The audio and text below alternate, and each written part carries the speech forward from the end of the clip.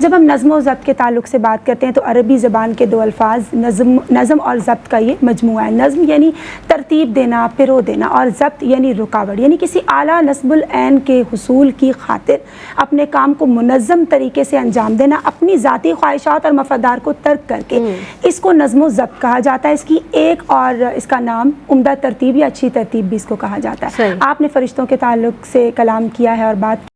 جب ہم فرشتوں کے نظم و ضبط کے حوالے سے بات کرتے ہیں تو کائنات پر غور و فکر کرنے، اللہ رب العزت کے فیصلوں پر غور کرنے، ان حکیمانہ فیصلوں کو سمجھنے میں ہمیں بڑی مدد ملتی ہے۔ قرآن پاک میں سورہ بقرہ میں ایمان بالملائکہ کا تذکرہ بھی کیا گیا ہے، یعنی ہمارے ایمان کے تقاضوں میں سے ایک اہم تقاضا اور شرط ہے کہ ہم فرشتوں کے وجود کا یقین رکھیں، اور قرآن پاک میں تقریباً 88 مقامات پر ملائکہ کا، فرشتوں کا ذکر بھی کیا گیا، ان کی ڈیوٹیز کا بھی ذکر کیا گیا مختلف مقامات پر، جو اللہ تعالیٰ کے حکم سے وہ تدابیر اختیار کرتے ہیں اور اپنی ڈیوٹیز کو انجام دیتے ہیں۔ جیسے سورہ مرسلات میں ذکر آتا ہے کہ اللہ تبارک و تعالیٰ کے حکم کے تحت فرشتے تدبیر کرتے ہیں۔ سورہ تحریم میں آتا ہے کہ وہ اللہ تعالیٰ کے حکم کی نافرمانی نہیں کرتے، اللہ تعالیٰ کے احکامات کی بجاوری کا ہر دم اہتمام کرتے ہیں۔ سورہ فاطر میں آتا ہے تمام تعریفیں اللہ رب العزت کے لیے جس نے فرشتوں کو پیغام رساں بنایا۔ اب ڈفرنٹ فرشتوں کے سپرد ہیں، اور فرشتوں کی حقیقی تعداد کا علم یقیناً خدائے بزرگ و برتر خدائے رب العزت کو ہے،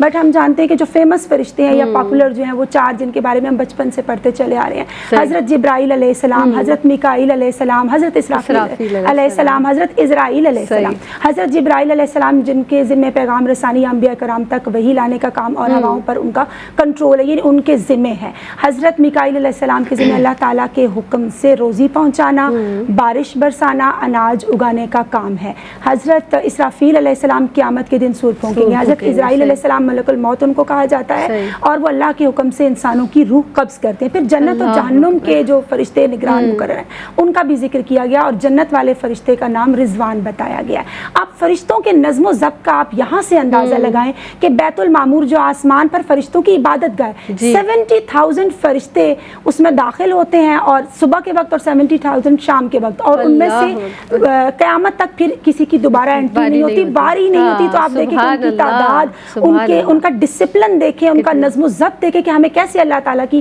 اطاعت و فرما برداری کا اہتمام کرنا۔ اور پھر کچھ فرشتے ایسے ہیں جو روزہ رسول صلی اللہ علیہ وآلہ وسلم پر حاضری دیتے ہیں، کچھ فرشتے ایسے ہیں جو امتیوں کا درود وہاں تک پہنچاتے ہیں آپ صلی اللہ علیہ وآلہ وسلم کی بارگاہ اقدس میں، کچھ فرشتے ایسے ہیں جو جہنم کی لگامیں تھامے ہوئے ہوں گے، 70,000 فرشتے ایک ایک لگام کے ساتھ ہوں گے۔ پھر سورہ کاف میں، سورہ انفطار میں ذکر ملتا ہے جو یہ ریکارڈنگ فرشتے ہوتے ہیں نا، جو ہماری ہر عمل کو ریکارڈ کر رہے ہیں، دائیں طرف والا نیکیاں لکھ رہا ہے، بائیں طرف والا برائیاں۔ سورہ اسراء میں بھی ذکر ہوتا ہے کہ ہم نے لوگوں کے اعمال نامے ان کی گردن کے گرد لگا دیے، قیامت کے روز ان کو دکھایا جائے گا۔